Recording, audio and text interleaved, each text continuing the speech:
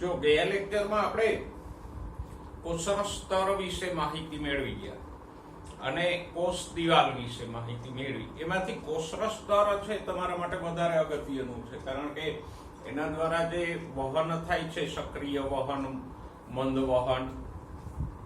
મંદ વહનના પ્રકારો, એ આપણે 11મા ચેપ્ટરમાં પણ ભણ્યા.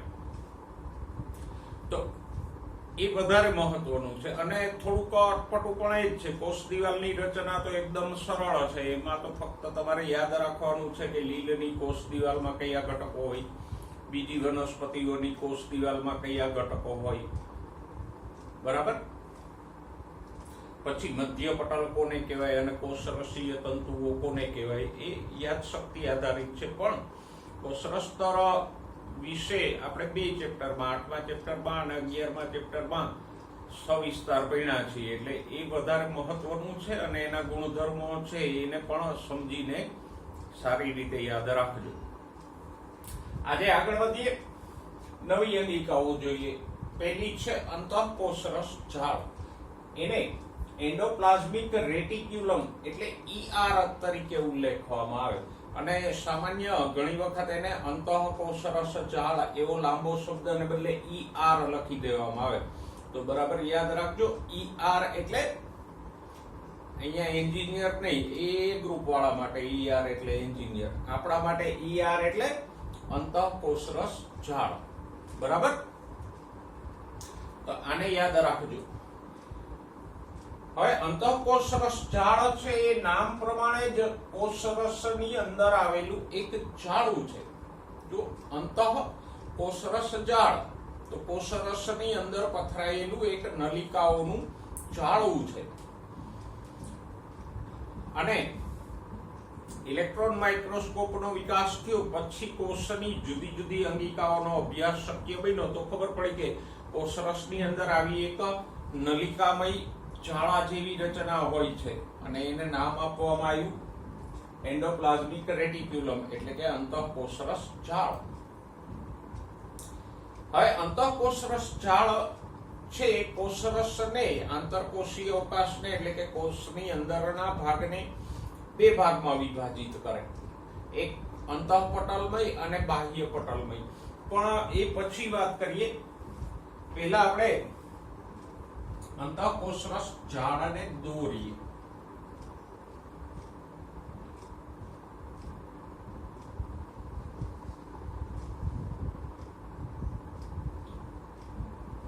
તો આ કોષનું કોષરસ સ્તર છે.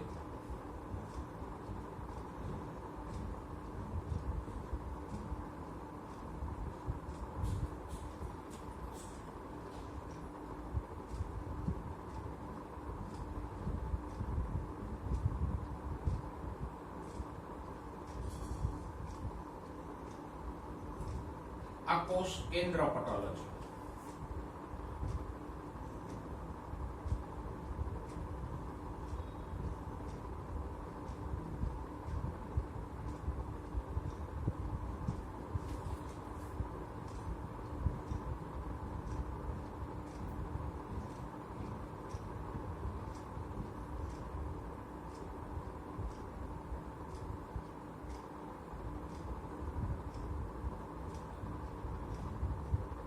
અહીંયા એક નલિકાનું જાળું પથરાયેલું.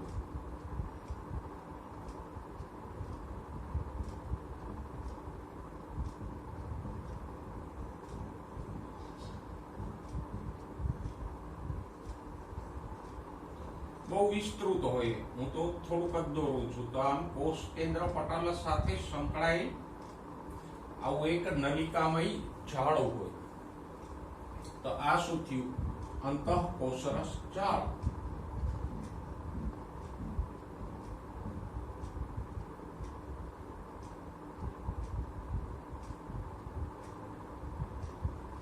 આમ કોષરસમાં આવી પથરાયેલી હોય.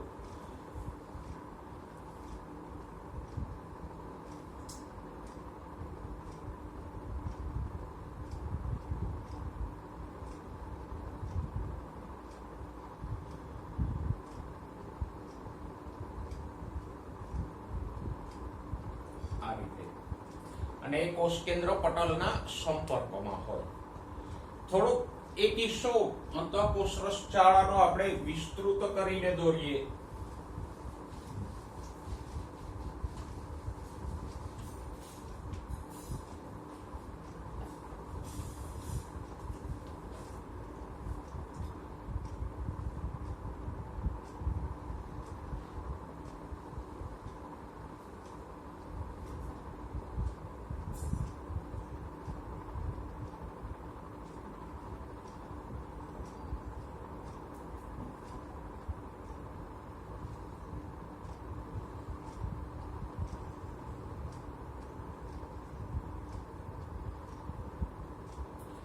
તો એ આ રીતે બેવડા પળની જોવા મળે. જો આ બધા જે અંગિકાઓના પટલ છે એ બંધારણીય રીતે કોષરસ સ્તર જેવા જ છે. જેમ કોષરસ સ્તરમાં 2 સ્તર હતા તો અહીંયા પણ 2 સ્તરો છે.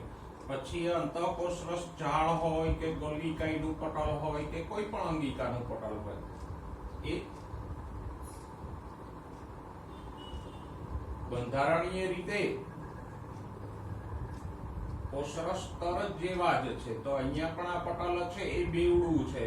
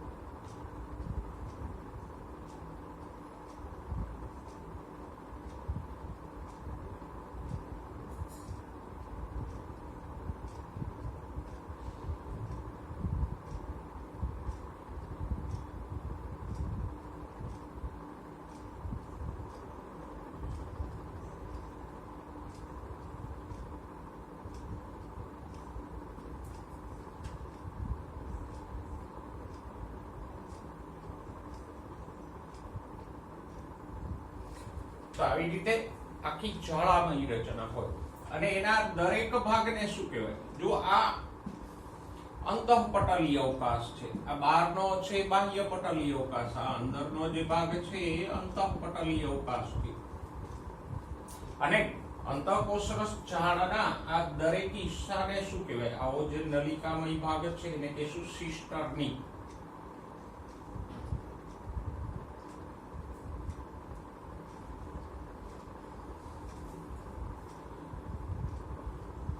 આવી રીતે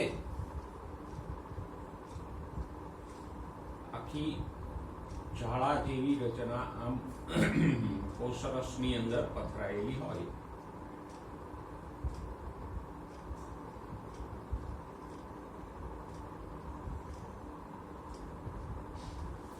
તો આ થઈ અંતઃકોષરસ જાળ. ખ્યાલ આવી ગયો બરાબર? ઓકે. હવે અંતઃકોષરસ જાળાને આપણે 2 પ્રકારમાં વિભાજિત કરી શકીએ. એક છે RER. ER એટલે અંતઃકોષરસ જાળ અને R એટલે રફ.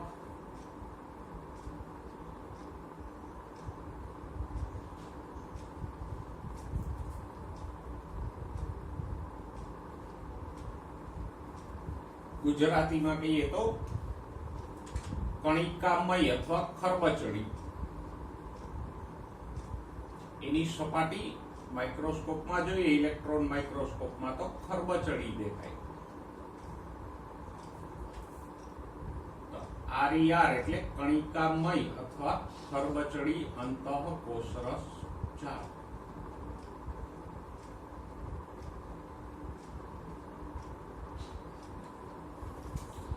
અને બીજી છે એસીઆર.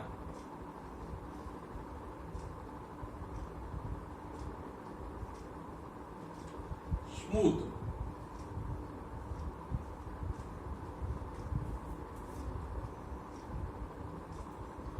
ER એટલે લીસી અંતઃકોષરસ જાળ.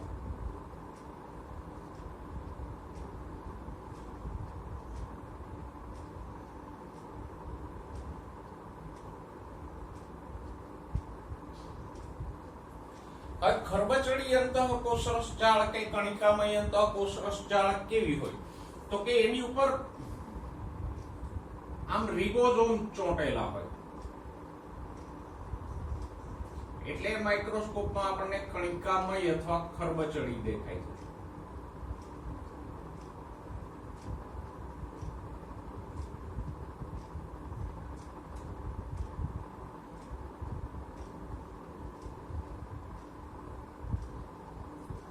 તો એની સપાટી ઉપર આમ પુષ્કળ પ્રમાણમાં રિબોઝોમ્સ આવેલા હોય.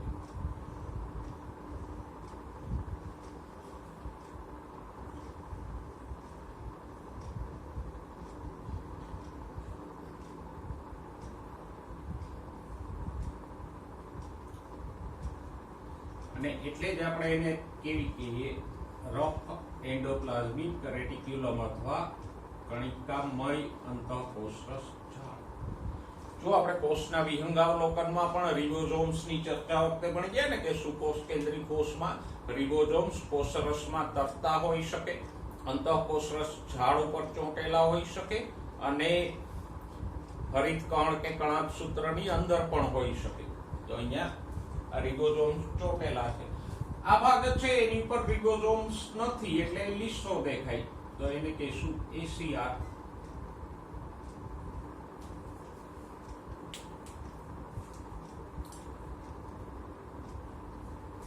તો આરઈઆર વિશે પહેલો મુદ્દો લખીએ. તેની બાહ્ય સપાટી પર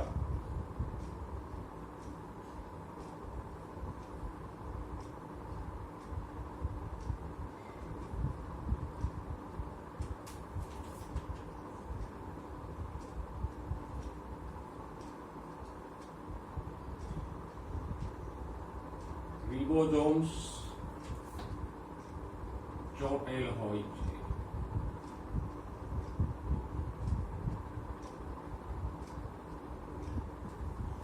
જ્યારે એસીઆર ની સપાટી ઉપર રિબોઝોમ્સ હોતા નથી.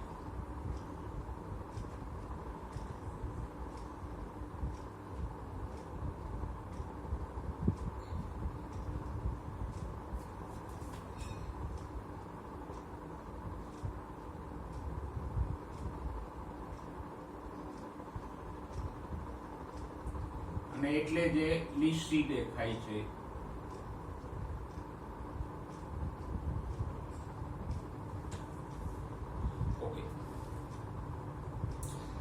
આરઈઆર શેમાં હોય? તો કે હવે જુઓ, અહીંયા આ એ સક્રિય રીતે પ્રોટીન સંશ્લેષણ કરતા કોષોમાં હોય, એટલે કે જે કોષો વધારે પ્રોટીન સંશ્લેષણ કરતા હોય એમાં હોય.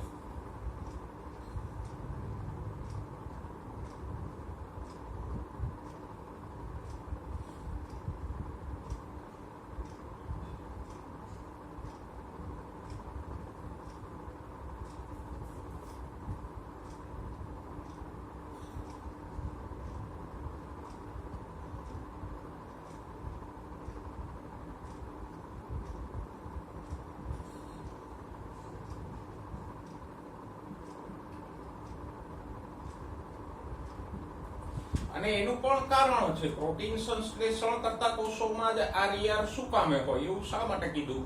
તો કે આરઈઆર ઉપર કોણ છે? રિબોઝોમ. અને રિબોઝોમ પ્રોટીનની ફેક્ટરી છે. આગળ આપણે ભણ્યા કે એમઆરએનએ અને રિબોઝોમ ભેગા મળીને પ્રોટીન બનાવે. તો પછી જે કોષો પ્રોટીન સંશ્લેષણ કરતા હોય એમાં રિબોઝોમ વધારે હોય, અને એ રિબોઝોમ ક્યાં આવેલા હોય? અંતઃકોષરસ ઝાડ ઉપર વધારે પ્રમાણમાં આવેલા હોય. તો આમ પ્રોટીન સંશ્લેષણ કરતા કોષોમાં રિબોઝોમ્સ વધારે હોય, અને રિબોઝોમ પૈકીના ઘણા બધા અંતઃકોષરસ ઝાડ ઉપર ચોંટેલા હોય, એટલે સરવાળે પ્રોટીન સંશ્લેષણ કરતા કોષોમાં આરઈઆર જોવા મળે. જ્યારે એસીઆર છે એ લિપિડનું સંશ્લેષણ, દાખલા તરીકે સ્ટીરોઇડ અંતઃસ્ત્રાવનું સંશ્લેષણ કરતા હોય એમાં વધારે જોવા મળે. જેમ કે સ્ટીરોઇડ અંતઃસ્ત્રાવો આપણે ભણી ગયા, એડ્રિનલ બાહ્યકના અંતઃસ્ત્રાવો, પેલા કોર્ટિસોલ ને આલ્ડોસ્ટેરોન ને એ બધા, પછી ઇસ્ટ્રોજન, પ્રોજેસ્ટેરોન, ટેસ્ટોસ્ટેરોન, એવા બધા સ્ટીરોઇડ અંતઃસ્ત્રાવોનું સંશ્લેષણ કરતા કોષોમાં આ એસીઆર વધારે પ્રમાણમાં આવેલી હોય.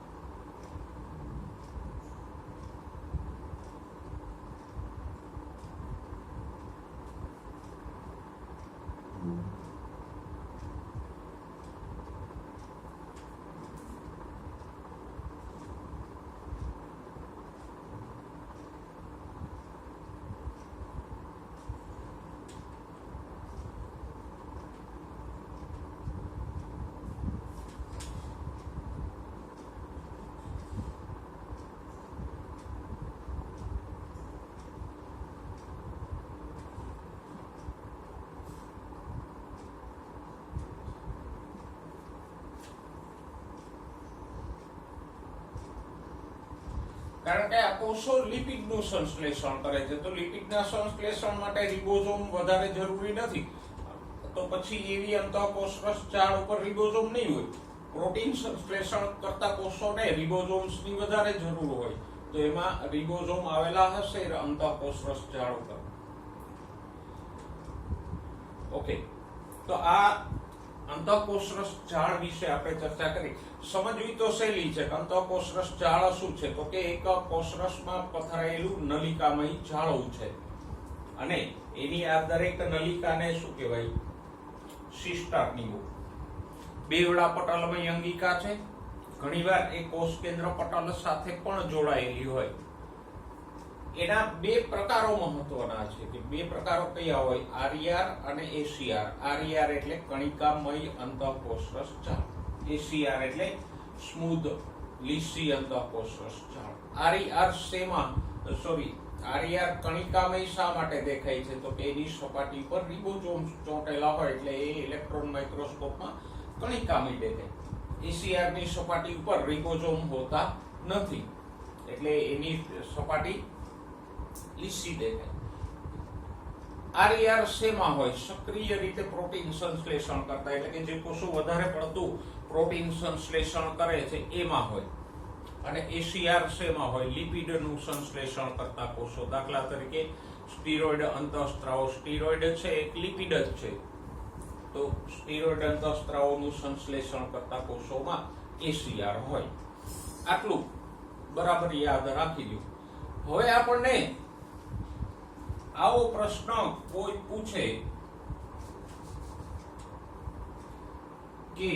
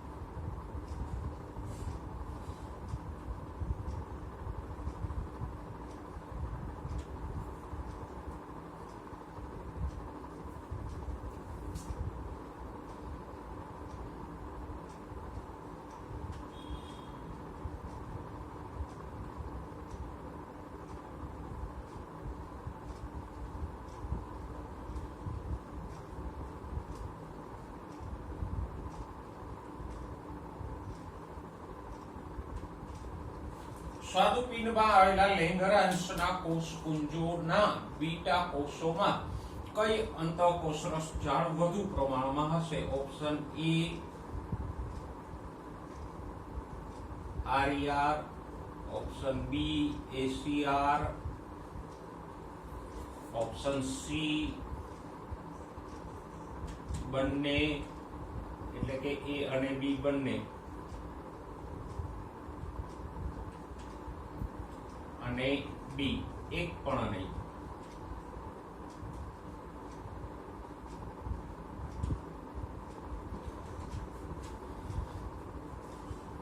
તો થોડીક વાર તો ચક્કર આવી જાય કે આવું ક્યાં લખ્યું છે. જો બીટા કોષો શું ઉત્પન્ન કરે? ઇન્સ્યુલિન. ઇન્સ્યુલિન કેવો છે? પેપ્ટાઇડ, એટલે કે પ્રોટીન અંતઃસ્ત્રાવ છે.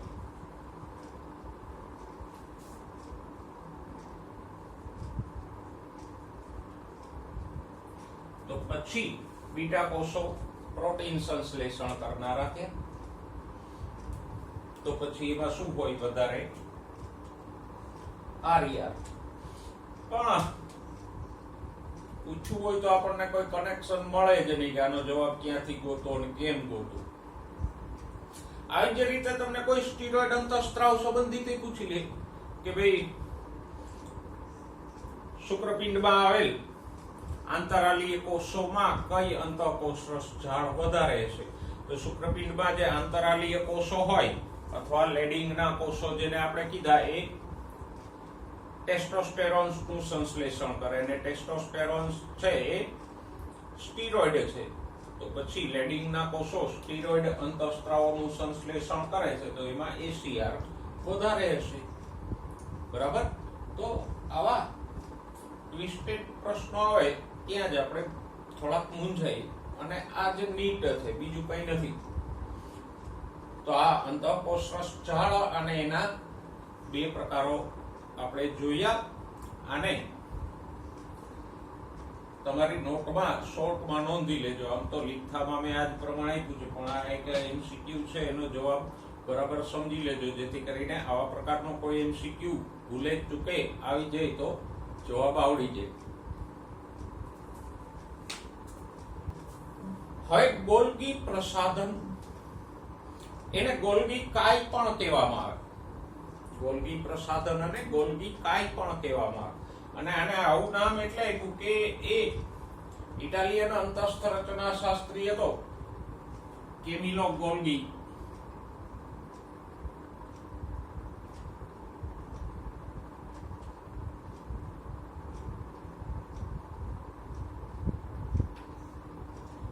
એને શોધી હતી.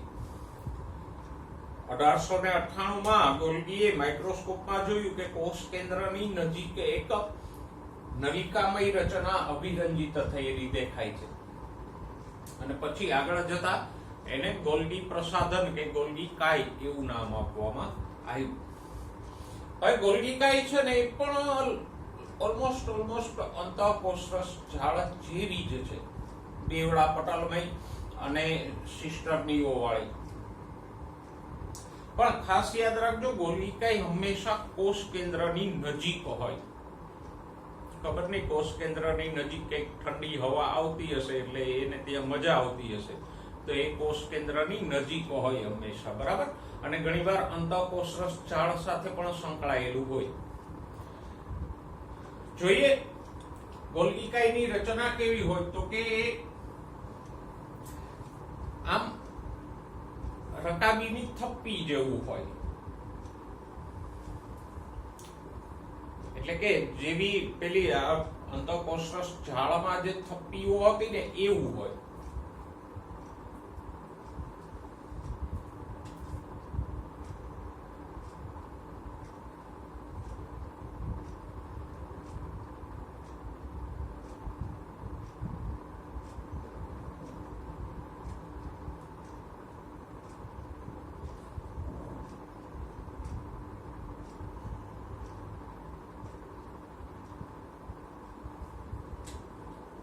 આમ કઈક આ બધી સિસ્ટર્નીઓ છે ગોળાકાર, ગોળ જેવી હોય.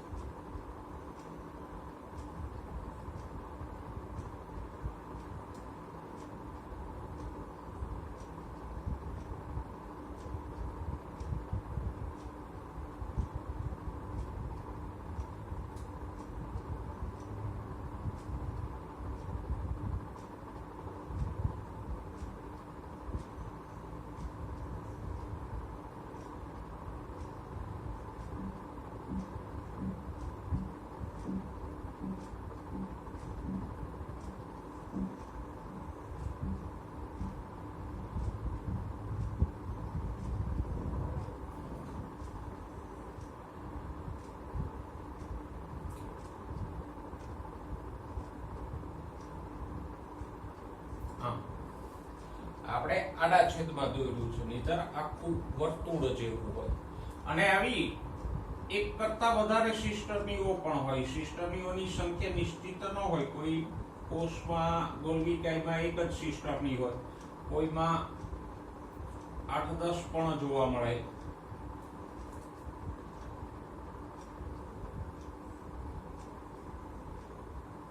આ બીજી સિસ્ટરની થઈ.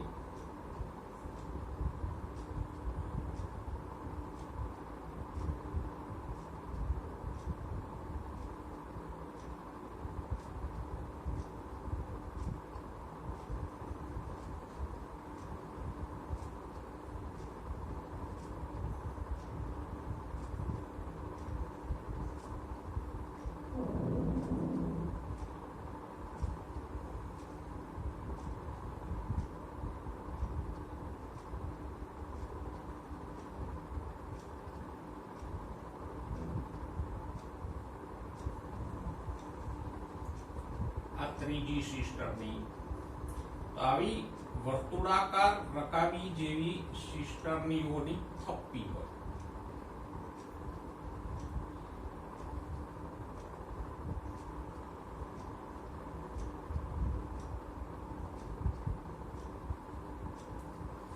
અને દરેક સિસ્ટરની છે એ અંતઃકોષરસ ચાળાની જેમ જ બેવડા પટલમય હોય અને એની અંદર વચ્ચે અહીંયા પોલાણ હોય. આ બેવડું પટલ છે અને વચ્ચે અહીંયા પોલાણ છે. તો આથી ગોલ્ગી કાયની રચના. એનો વ્યાસ કેટલો છે? તો કે 0.5 થી 1 માઇક્રોમીટર.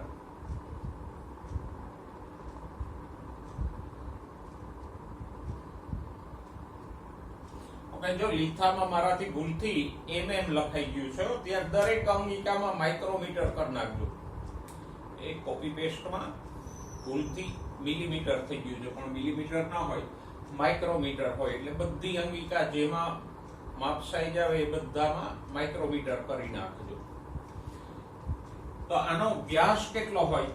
તો કે 0.5 થી લઈ અને 1 માઇક્રોમીટર જેટલો હોય. અને આ બધી નલિકાઓ છે આમ એકબીજાની ઉપર થપ્પીની જેમ ગોઠવાયેલી હોય. ઓકે, હવે ગોલ્ગીકાયની આ જે સિસ્ટરનીઓ આખી ગોલ્ગીકાયની જે થપ્પી છે એના બે છેડાઓ નક્કી કરવામાં આવે. એક નિર્માણકારી સપાટી જે બહિર્ગોળ છે એને કહેવાય શીશ, એટલે કે આ તરફની સપાટી. આ જો આ થોડોક બહિર્ગોળ ભાગ છે ને આ અંતર્ગોળ ભાગ છે. તો આ બહિર્ગોળ સપાટીને શું કહેવાય? શીશ.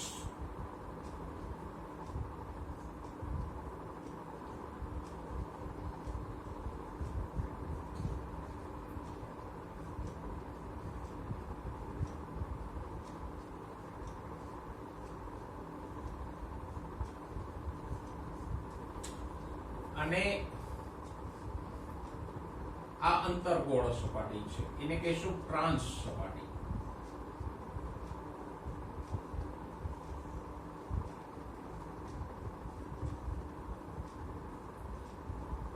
પરિપક્વન સપાટી.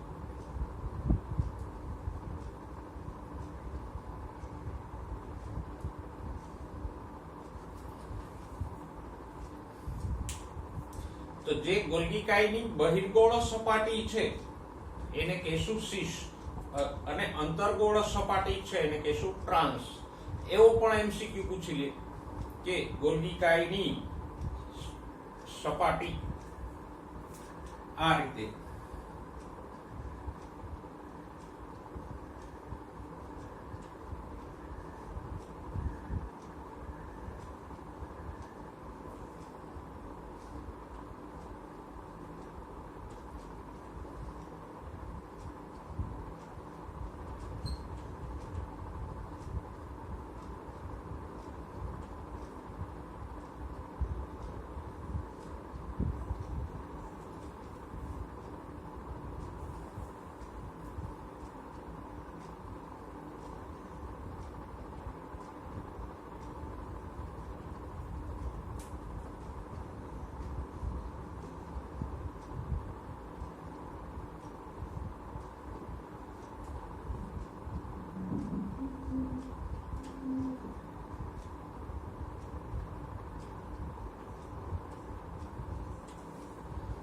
પછી બીજા ઓપ્શન આપ્યો, x એટલે ટ્રાન્સ ને y એટલે બહિર્ગોળ અને x એટલે શીર્ષ ને y એટલે અંતર્ગોળ અને એ રીતે. તો આ શીર્ષ સપાટી કોને કહેવાય અને ટ્રાન્સ સપાટી કોને કહેવાય એને યાદ રાખજો. શીર્ષ સપાટી કઈ છે? બહિર્ગોળ. અને ટ્રાન્સ સપાટી કઈ છે? અંતર્ગોળ સપાટી છે, એને આપણે ટ્રાન્સ કહીશું. હવે આ શીર્ષ અને ટ્રાન્સ શું કરે અથવા આવા નામ શા માટે આપ્યા એને એવી જફા કરવાની શું જરૂર છે? આવડા ગોલ્ગીકાઈમાં બે સપાટીને નામ શું આપવા? તો કે ગોલ્ગીકાઈનું કાર્ય શું છે એ સમજીએ તો આ શીર્ષ અને ટ્રાન્સ સમજવું સહેલું પડે. જો ગોલ્ગીકાઈ છે એનું મુખ્ય કાર્ય જુદા જુદા અણુઓનું પેકેજિંગ કરવાનું છે. ખાસ કરીને અંતઃકોષરસ ઝાડમાંથી આવતા દ્રવ્યોનું પેકિંગ કરવાનું છે. તો એ અંતઃકોષરસ ઝાડમાંથી આવતા પદાર્થો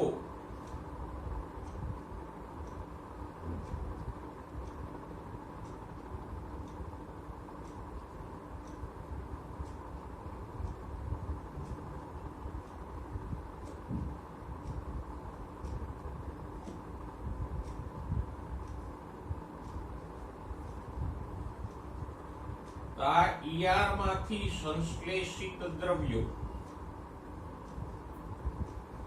પછી એ પ્રોટીન હોય કે લિપિડ હોય, જે હોય એ અહીંથી આમાં દાખલ થાય. શીર્ષ સપાટીએથી આમાં દાખલ થાય. પછી ગોલ્ગીકાઈ એનું પેકેજિંગ કરે, એટલે કે આની અંદર જે આ દ્રવ્યો આવ્યા હોય, અહીંયા આ જે દ્રવ્યો આવ્યા હોય તો એને આમ આવી પુટ્ટિકામાં પેક કરે અને પછી એ પુટ્ટિકા છે એ અહીંથી છૂટી પડી જાય.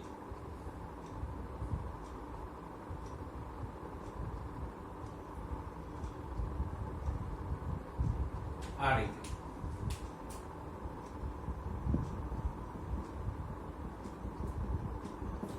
જે પેલા આમ પરપોટાઓ નીકળતા હોય ને અહીંથી આવી પુટ્ટિકાઓ સતત ઉત્પન્ન થતી હતી.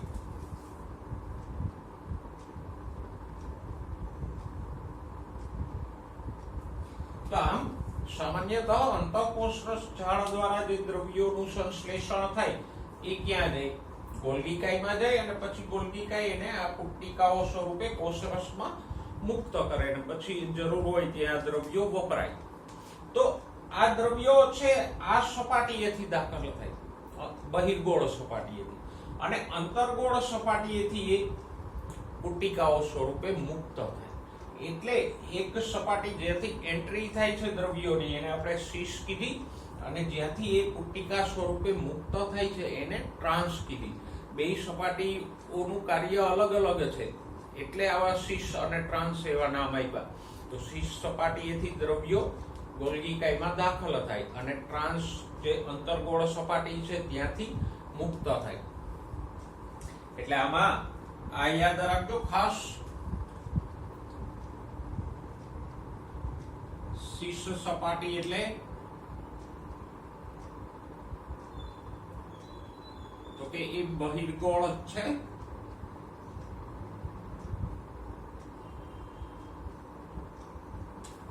અને ત્યાંથી દ્રવ્યો દાખલ થાય અથવા ગોલ્ગીકાઈમાં પ્રવેશે.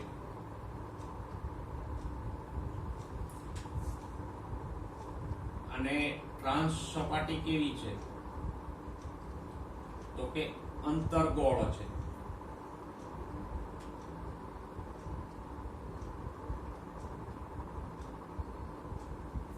અને ત્યાંથી દ્રવ્યો પુટ્ટિકામાં મુક્ત થાય.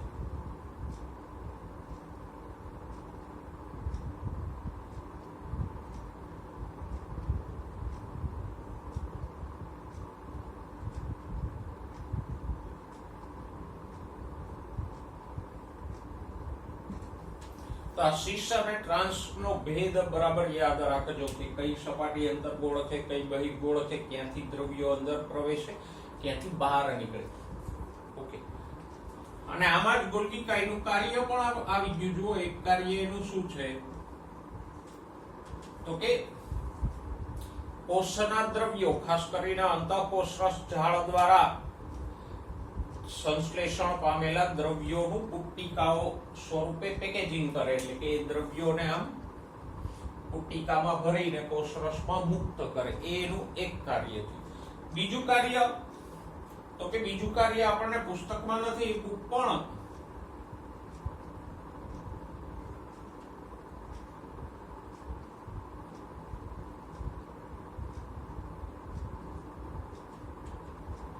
પ્રોટીનનું બંધારણ કરે.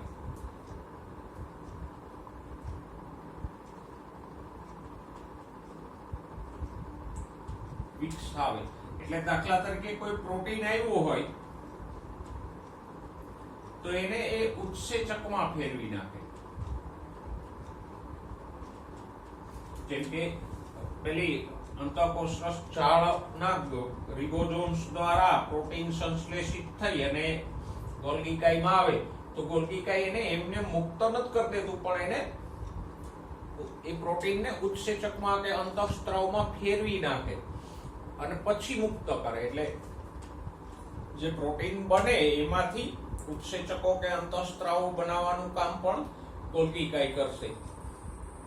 રિબોઝોમ્સ તો ફક્ત પ્રોટીન બનાવી દેશે, પણ એને ઉત્સેચકમાં કે અંતઃસ્ત્રાવમાં ફેરવવાનું કામ કોણ કરશે? ગોલ્ગી કાય. પછી દ્રવ્યોને પુટ્ટિકામાં ભરી અને મોકલી દેશે. હા, અને ગોલ્ગી કાય છે ખાલી આવું પેકેજિંગ જ નથી કરતું, પણ ગ્લાયકોલિપિડ અને ગ્લાયકોપ્રોટીનનું સંશ્લેષણ પણ કરે છે.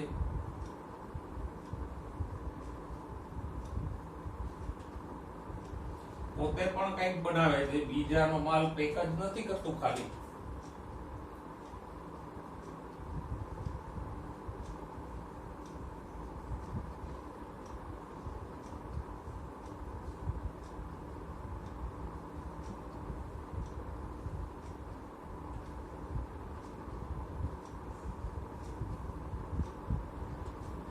ગોલ્ગી કાયના 3 કાર્યો છે. પહેલું તો જે આપણે અહીંયા નથી લીધું, બુકમાં લખ્યું છે કે ગોલ્ગી કાય આવા દ્રવ્યોને પુટ્ટિકાઓમાં પેક કરી અને કોષરસમાં વિતરિત કરે.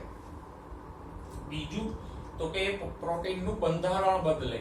જેમ કે કોઈ પ્રોટીન આવ્યું હોય તો એને ઉત્સેચકમાં કે અંતઃસ્ત્રાવમાં ફેરવી નાખે. અને ત્રીજું તો કે એ પોતે ગ્લાયકોલિપિડ અને ગ્લાયકોપ્રોટીનનું સંશ્લેષણ પણ કરે છે. તો આપણે ગોલ્ગી કાયની વાત કરી, જરા એને ફરીવાર રિપીટ કરી લઈએ. તો ગોલ્ગી કાયની શોધ કોણે કરી? કેમિલો ગોલ્ગી નામના અંતસ્થ રચના શાસ્ત્રીએ કરી, અને માટે જ એને ગોલ્ગી પ્રસાધન કે ગોલ્ગી કાય એવું નામ આપ્યું. સામાન્ય રીતે ક્યાં હોય કોષમાં? તો કે કોષ કેન્દ્રની નજીક આવેલું હોય. કારણ તો કે ત્યાં ઠંડી હવા આવે એટલે એને ત્યાં મજા આવે, તો એ કોષ કેન્દ્રની નજીક હોય. કેવું હોય? તો કે આવી સિસ્ટરની તરીકે ઓળખાતી ગોળાકાર નલિકાઓની થપ્પી જેવું હોય.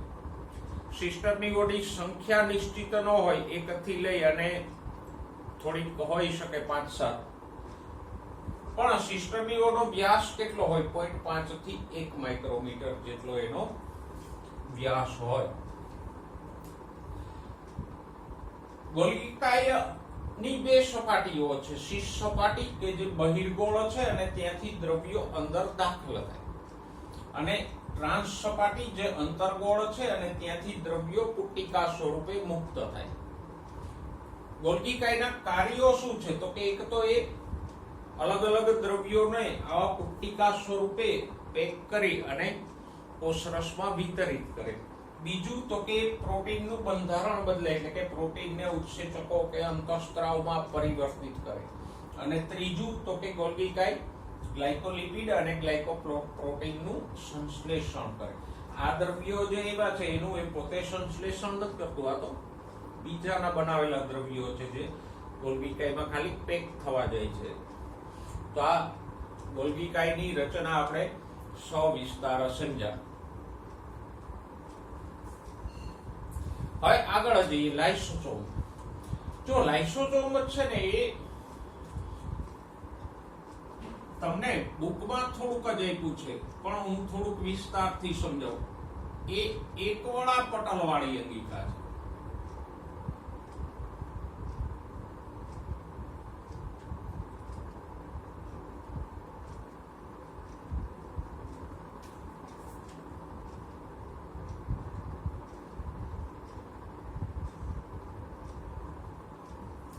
એની ફરતે એક જ પટલ હોય.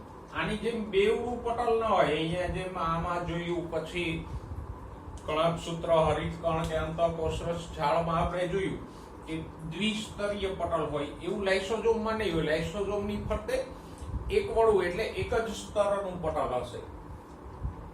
તો આ લાઇસોઝોમની વિશેષતા છે કે એક સ્તરીય પટલ ધરાવે. બાકીની અંગિકાઓની જેમ બેવડું પટલ નથી ધરાવતી. અને લાઇસોઝોમ આવે ક્યાંથી? તો કે ગોલ્ગી કાયની પુટ્ટિકાઓ છે.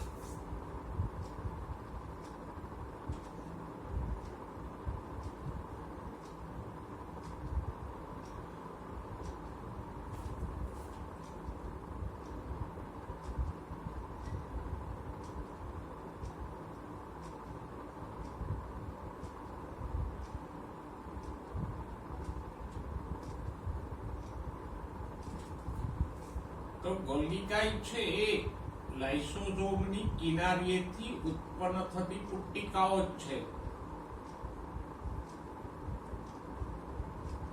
પણ હા, લાઇસોઝોમની કિનારીએથી ઉત્પન્ન થાય એ બધી પુટ્ટિકાઓને ગોલ્ગી કાયની કિનારીએથી ઉત્પન્ન થાય એ બધી પુટ્ટિકાઓને લાઇસોઝોમ ન કહેવાય.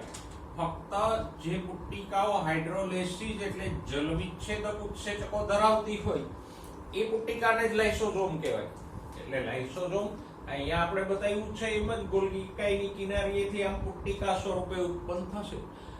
પણ હવે ગોલ્ગી કાયની કિનારીએથી તો અલગ અલગ ઘણા દ્રવ્યો ધરાવતી પુટ્ટિકાઓ ઉત્પન્ન થતી હોય. તો એમાંથી જે પુટ્ટિકાઓ હાઇડ્રોલેસિસ એટલે કે જલવિચ્છેદક ઉત્સેચકો ધરાવતી હોય એને જ લાઇસોઝોમ કહેવાય. ટૂંકમાં કહીએ તો લાઇસોઝોમ ઉત્પન્ન ક્યાંથી થાય? ગોલ્ગી કાયની કિનારીએથી ઉત્પન્ન થાય. અને એટલે જ મેં આ ગોલ્ગી કાયની આકૃતિ રાખી હતી. હવે તમને સમજી ગયું લાઇસોઝોમ આ ગોલ્ગી કાયની કિનારીએથી ઉત્પન્ન થાય.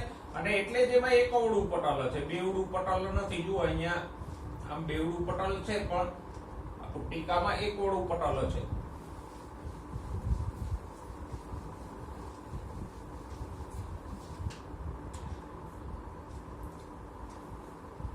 અને લાઇસોઝોમમાં કયા કયા ઉત્સેચકો હોય? તો કે લગભગ બધા કાર્બનિક દ્રવ્યોના વિઘટન માટેના ઉત્સેચકો હોય. દાખલા તરીકે જો લાઇપેજીસ હોય કે પ્રોટીએજીસ હોય, પછી કાર્બોહાઈડ્રેટનું પાચન કરતા કાર્બોહાઈડ્રેજીસ હોય, ન્યુક્લિક એસિડનું પાચન કરતા ન્યુક્લિએજીસ ઉત્સેચકો હોય.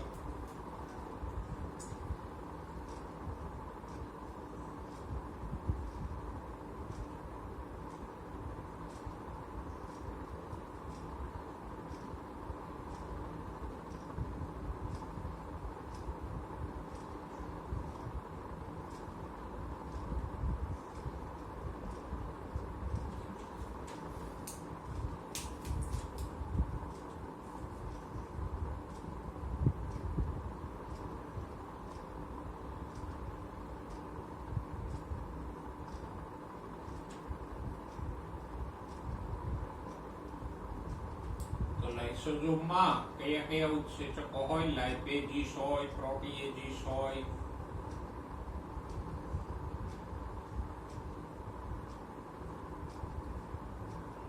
કાર્બોહાઈડ્રેટ્સ હોય,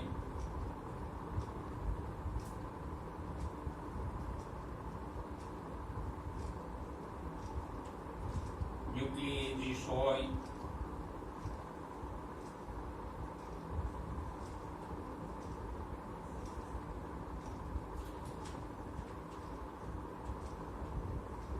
અને આ બધા ઉત્સેચકો છે એ જલવિચ્છેદક છે. એટલે પાચનમાં ભાગ લેતા ઉત્સેચકો પણ જલવિચ્છેદક હોય છે. તો એના જેવું જ કાર્ય કરશે. જેમ કે લાઇપેજીસ છે તો એ લિપિડમાં પાણીનો અણુ ઉમેરી અને ફેટી એસિડ અને ગ્લિસરોલને છૂટા પાડી નાખે. પછી પ્રોટીએજીસ છે તો એ પ્રોટીનમાં પાણીનો અણુ ઉમેરતો જાય અને પ્રોટીનમાંથી એમિનો એસિડને છૂટા પાડી નાખે. કાર્બોહાઈડ્રેટ્સ છે તો એ કાર્બોદિતનું પાચન કરી નાખે આમ પાણીના અણુ ઉમેરીને.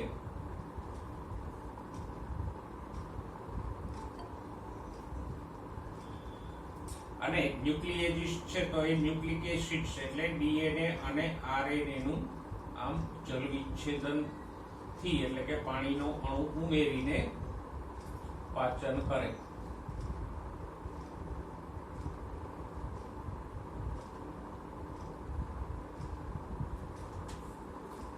તો આમ રચનાની રીતે લાઇસોસોમ એકદમ સહેલું છે. એકવડું પટલ ધરાવતી અંગિકા છે, બીજી અંગિકાઓની જેમ બેવડું પટલ નથી ધરાવતી. ગોલ્ગી કાયની કિનારીએથી ઉત્પન્ન થાય એની અંદર શું હોય તો કે આવા બધા હાઇડ્રોલેસિસ એટલે જલ વિચ્છેદક ઉત્સેચકો હોય. કયા કયા તો કે લાઇપેજીસ, પ્રોટીએજીસ, કાર્બોહાઈડ્રેટ્સ, ન્યુક્લિએજીસ હોય એ આવા દ્રવ્યોનું પાચન કરે. હવે લાઇસોસોમના કાર્યોની વાત કરીએ કે લાઇસોસોમના કાર્યો શું છે.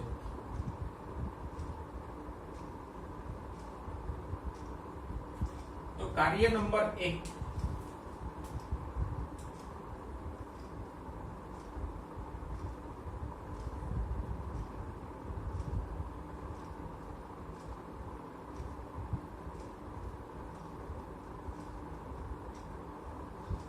તો કે અંતઃકોષીય પાચનમાં ઉપયોગી છે.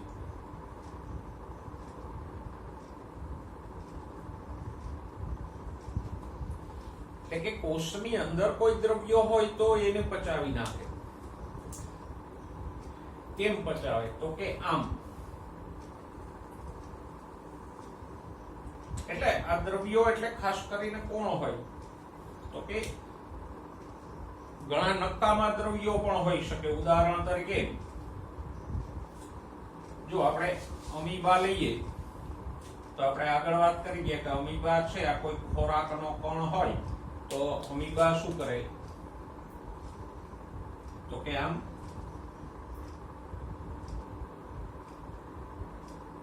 ખોટો પગ લંબાવી અને કણને અંદર લઈ લે આ રીતે.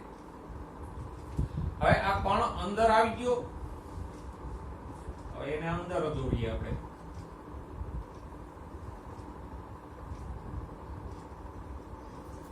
પછી શું થાય તો કે પછી લાઇસોસોમ હોય એ આની સાથે જોડાઈ જાય આ કણ સાથે.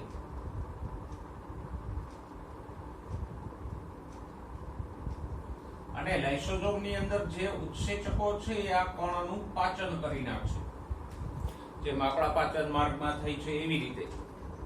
તો આમ લાઇસોસોમ છે એ આવા કણોને કોષની અંદર પચાવે છે. માટે શું કીધું એને અંતઃકોષીય પાચન એટલે કોષની અંદર એને પચાવી નાખે એટલે કે વિઘટિત કરી નાખે. પછી આ તો અમીબા ખોરાકનું પાચન કરે છે અમીબામાં. જ્યારે બીજા કોઈ કોષો હોય દાખલા તરીકે આપણા શ્વેત કણો છે એ કોઈ બેક્ટેરિયાને આમ અંદર લે. જો શ્વેત કણોમાં આપણે ભણી ગયા 18મા ચેપ્ટરમાં કે તટસ્થ કણો અને એક કેન્દ્રીય કણો છે એ અમીબાની જેમ જ ભક્ષક કોષો તરીકે કામ કરે. તો એ કોઈ બેક્ટેરિયાને આમ અંદર લે તો પછી શું કરે થાય તો કે લાઇસોસોમના અંતઃસ્ત્રાવ ઉત્સેચકો છે એ આ બેક્ટેરિયામાં જે કંઈ લિપિડ, પ્રોટીન, ન્યુક્લિક એસિડ વગેરે હોય એનું પાચન કરી નાખે.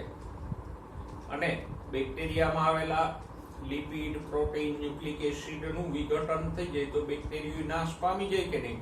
તો આવી રીતે કોષની અંદર ખોરાકના કણો હોય કે આવા બેક્ટેરિયાઓ હોય એને પચાવીને એનો નાશ કરે એટલે એને શું કીધું અંતઃકોષીય પાચનમાં ઉપયોગી છે. સમજાઈ ગયું? તો લાઇસોસોમ આ રીતે કામ કરે.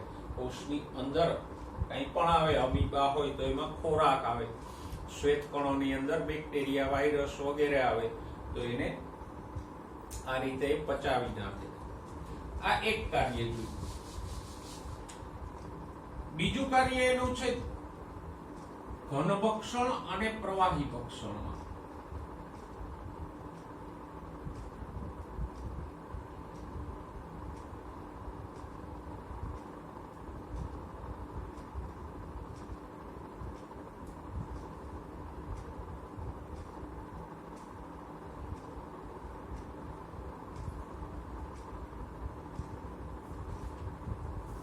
ફેગોસાઇટોસિસ અને પિનોસાઇટોસિસમાં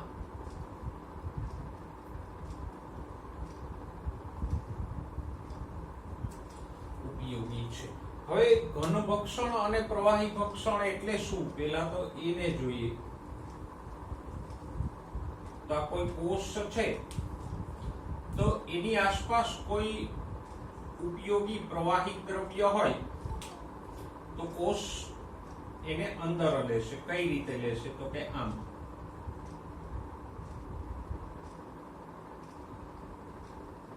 પછી આગળ હું આ જ આકૃતિને લંબાવું તો ધીરે ધીરે ધીરે આ ભાગ છે આમ લંબાતો જાય.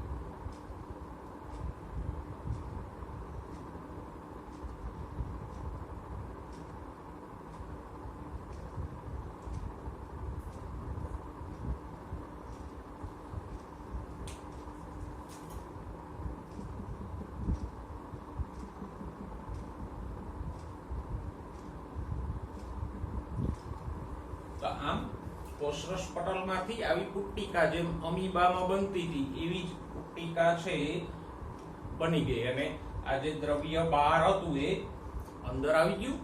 તો આવી રીતે ઘન દ્રવ્યોને જો અંદર લેવામાં આવે તો એને શું કહેવાય? ઘન ભક્ષણ. અને કોઈ પ્રવાહીને આવી રીતે અંદર લેવામાં આવે તો પ્રવાહી ભક્ષણ. તો કોષ આમ પુટ્ટિકા સ્વરૂપે ઘન કે પ્રવાહી કણોને અંદર લે એને કહેવાય ઘન ભક્ષણ કે પ્રવાહી ભક્ષણ. અને પછી આગળ શું થશે? તો કે આની સાથે લાઇસોસોમ જોડાશે. આ લાઇસોસોમ છે.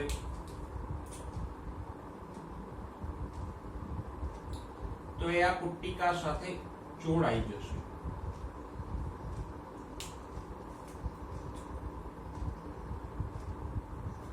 અને પછી લાઇસોસોમ ના ઉત્સેચકો આની અંદર જે કઈ દ્રવ્યો હશે આ પુટ્ટિકામાં એને પચાવી નાખશે. પચાવ્યા પછી ઉપયોગી પદાર્થો છે કોષરસમાં શોષાઈ જશે. અને નકામા કોઈ પદાર્થો વધે તો એ આ પુટ્ટિકા દ્વારા આમ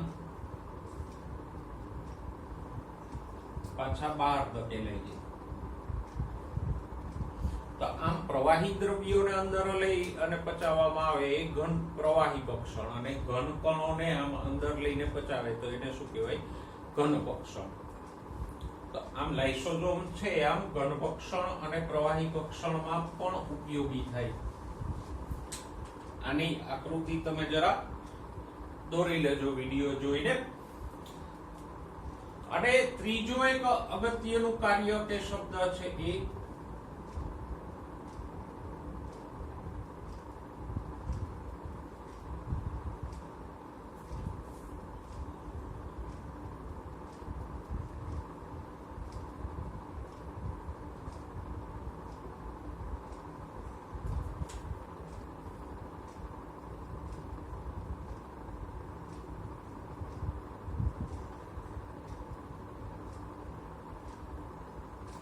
લાઇસોસોમ છે એ આત્મઘાતી કોથળી તરીકે વર્તે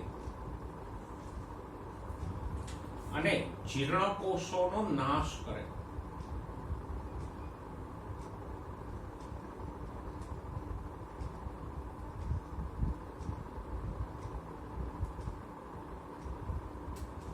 હવે પેલું તો એક આત્મઘાતી કોને કહેવાય? તો કે જે પોતાનો જ નાશ કરે એને શું કહેવાય? આત્મઘાતી. પેલા સ્યુસાઇડ બોમ્બરો નથી હોતા કે જે પોતે જ બોમ્બ બાંધીને આવે ને પોતાનો નાશ કરી નાખે ને બીજાનો કરે.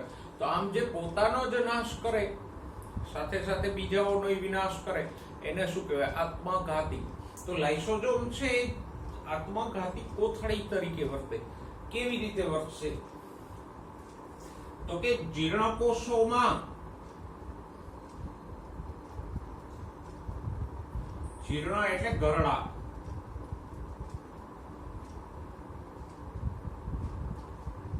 મોટી સંખ્યામાં લાઇસોસોમ્સ ઉત્પન્ન થાય.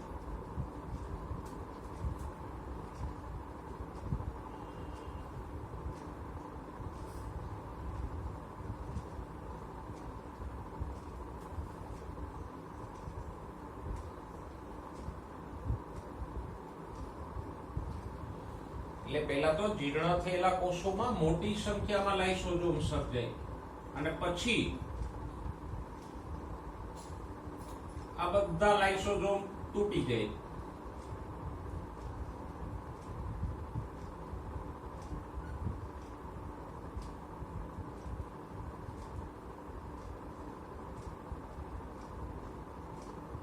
અને લાઇસોસોમ તૂટે તો એમાંથી મુક્ત થતા ઉત્સેચકો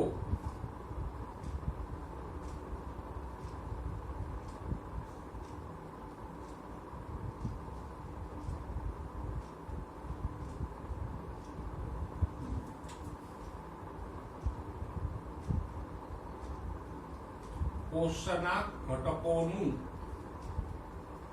પાચન કરી અને કોષનો નાશ કરે.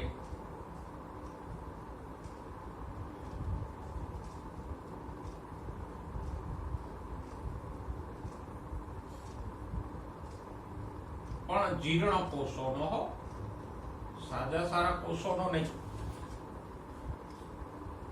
તો આ બધા લાઇસોસોમ્સ તૂટે એટલે કોષની અંદર લાઇસોસોમમાં રહેલા ઉત્સેચકો મુક્ત થાય. અને કોષ શેનો બનેલો હોય તો કે કોષમાં મુખ્યત્વે lipid, protein, carbohydrate, nucleic acids એવું જ બધું હોય ને, આ જ ઘટકો હોય.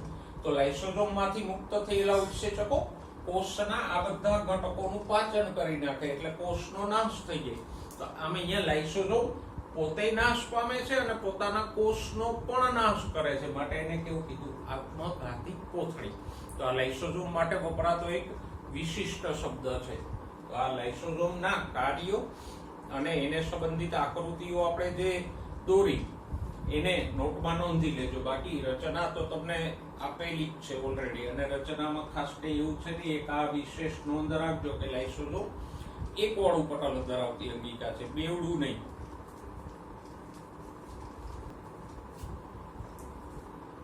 હવે જોઈએ રસધાની. રસધાની સામાન્યતઃ આપણે વાત કરી ગયા વનસ્પતિ કોષમાં હોય. એક સરસ મજાની મોટી રસધાની કોષની વચ્ચે હોય. દાખલા તરીકે આ એક કોષ છે, વનસ્પતિ કોષ. તો એમાં મધ્યમાં આવી એક મોટી રચના હોય અને એમાં બીજી કોઈ અંગિકાઓ ના હોય. તો આ રચનાને શું કહેવાય? રસધાની.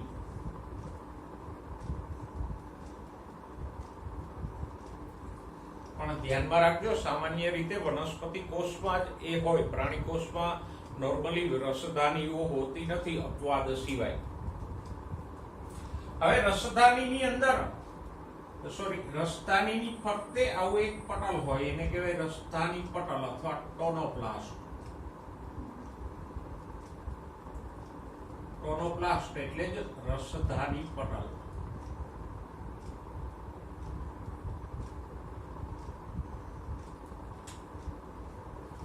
અને આવો ટોનોપ્લાસ્ટ જેવો શબ્દ 11મા ચેપ્ટરમાં પેલી અપદ્રવ્ય સહદ્રવ્ય પથ દર્શાવતી આકૃતિમાં પણ હતો.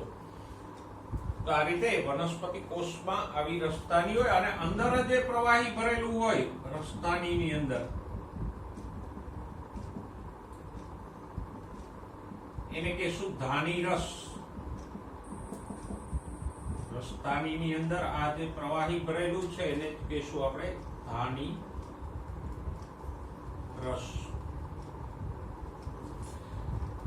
ધાની રસમાં શું શું હોય અંડરલાઈન કરજો. તો કે એમાં પાણી હોય, પછી ઉત્સર્ગ દ્રવ્યો હોય, અન્ય દ્રવ્યોમાં ખનિજો હોય. તો ધાની રસમાં શું હોય? તો કે વધારે પડતું તો પાણી હોય, પછી ખનિજો હોય, ઉત્સર્ગ દ્રવ્યો પણ હોય, નકામા દ્રવ્યો.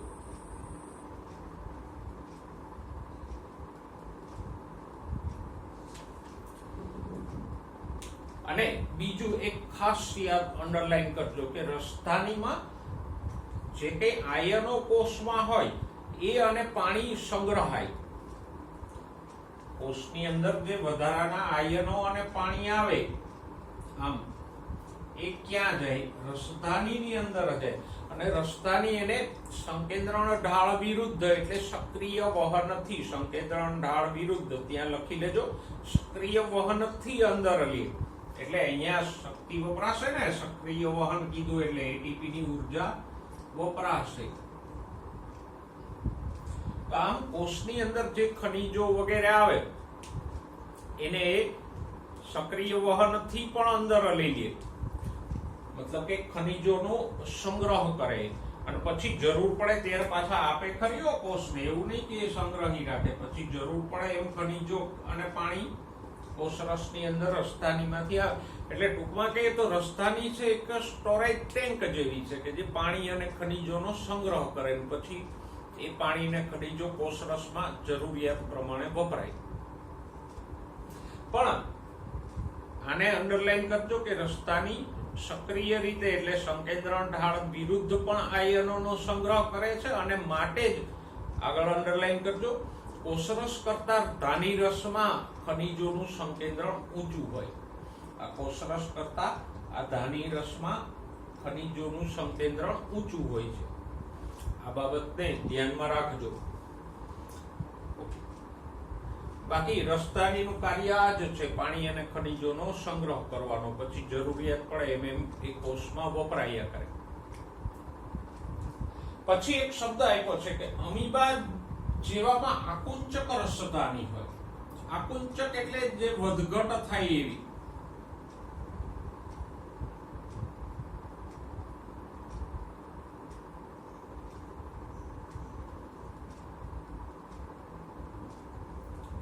આકુંચક રસધાની એટલે તો કે જે સંકોચન વિકોચન પામે અથવા તો જેનું કદ વધઘટ થતું હોય એવી.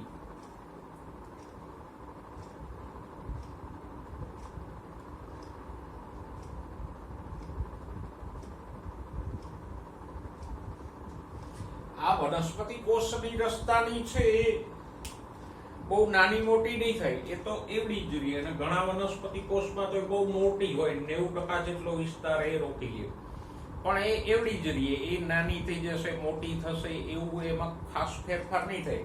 પણ અમીબા જેવા પ્રાણીઓમાં થશે. શા માટે? તો કે અમીબા છે એ પાણીમાં હોય, અને પાણીમાં હોય તો સ્વાભાવિક એમાં વધારાનું પાણી ઘૂસી જાય અંતઃશ્રુતિથી. કારણ કે બહારનું પાણી મંદ હોય, જીવરસ સાંદ્ર હોય, અહીંયા પાણી છે મંદ હોય અને કોષરસ સાંદ્ર હોય. તો આશ્રુતિની ક્રિયાથી કોષની અંદર અમીબા જેવા કોષોમાં વધારે પાણી ઘૂસી જાય. તો પછી એ શું કરે? તો કે આવી એક રસધાની વિકસે. આમ એ આ વધારાના પાણીનો સંગ્રહ કરે અને પછી સંગ્રહ કરતી કરતી કરતી કરતી મોટી થતી જાય.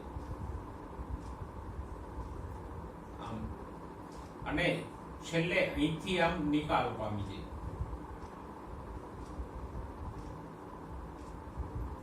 એટલે વધારાનું પાણી છે આમ બહાર નીકળી જાય.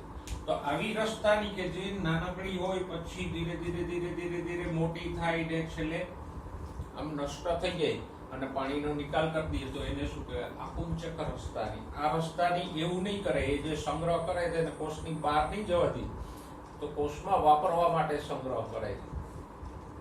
તો આમ અમીબા, પેરામીશિયમ એવા એક કોષીય જલજ સજીવોમાં આવી આકુંચક રસધાની ઉત્પન્ન થાય જે વધારાના પાણીનો કોષમાંથી નિકાલ કરે છે.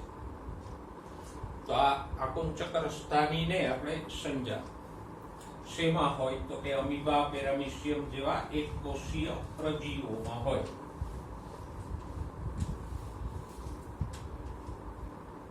હવે આજે આપણે 4 અંગિકાઓ ભણ્યા. કઈ કઈ 4 ભણ્યા? તો કે સૌથી પહેલા તો ભણ્યા અંતઃકોષરસ જાળ, પછી ભણ્યા ગોગલિકાય,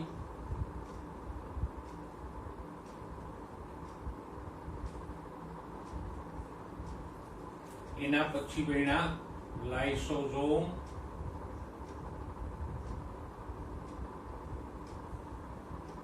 અને રસધાની.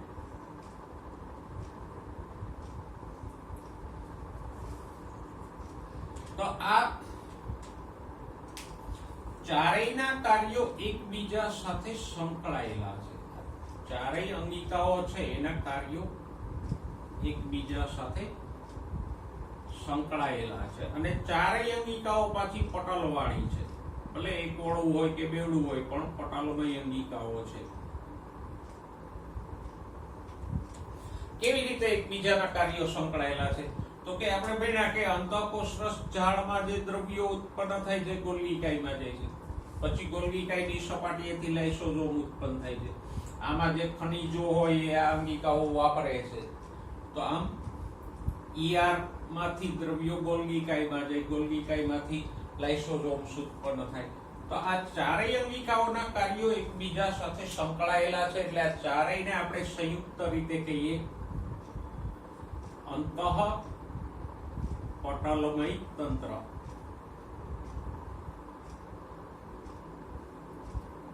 તો અંતઃપટલમય તંત્રમાં કઈ કઈ અંગિકાઓનો સમાવેશ થાય? તો કે નંબર 1 અંતઃકોષરસ ઝાડ, નંબર 2 ગોલ્ગી પ્રસાધન, નંબર 3 લાઇસોઝોમ અને નંબર 4 રસધાની. આ ચાર અંગિકાઓનો સમાવેશ અંતઃપટલમય તંત્રમાં થાય. અને આ ચારેયને આપણે અંતઃપટલમય તંત્રમાં શા માટે સમાવી? કણાભસૂત્ર કે હરિતકણને શું કામ એમાં ન લીધું? તો કે આ ચારેય કાર્યની દ્રષ્ટિએ એકબીજા સાથે સંકળાયેલા છે એટલે આ ચારનો સમાવેશ આપણે અંતઃપટલ તંત્રમાં કર્યો. તો યાદ રાખજો, અંતઃપટલમય તંત્રમાં કઈ કઈ અંગિકાઓનો સમાવેશ થાય? ઈઆર, ગોલ્ગી પ્રસાધન, લાઇસોઝોમ અને રસધાની. અને શા માટે આ ચારેયને આપણે સંયુક્ત રીતે અંતઃપટલમય તંત્ર કહીએ? તો કે ચારેયના કાર્યો સંકળાયેલા છે. કેવી રીતે સંકળાયેલા? તો કે ઉદાહરણ તરીકે આપણે ભણી ગયા કે ઈઆર માંથી દ્રવ્યો ગોલ્ગી પ્રસાધનમાં આવે, પછી ગોલ્ગી પ્રસાધનમાંથી લાઇસોઝોમ ઉત્પન્ન થાય. બરાબર? તો આટલું યાદ રાખજો. આમ તો આ મુદ્દો છે તમને પહેલા આપ્યો છે, પણ અંગિકાઓ સમજ્યા પછી આ જે કાર્યોનું સંકલન છે તમે સારી રીતે સમજી શકો એટલે મેં ચારેય અંગિકા પૂરી કર્યા પછી લીધો.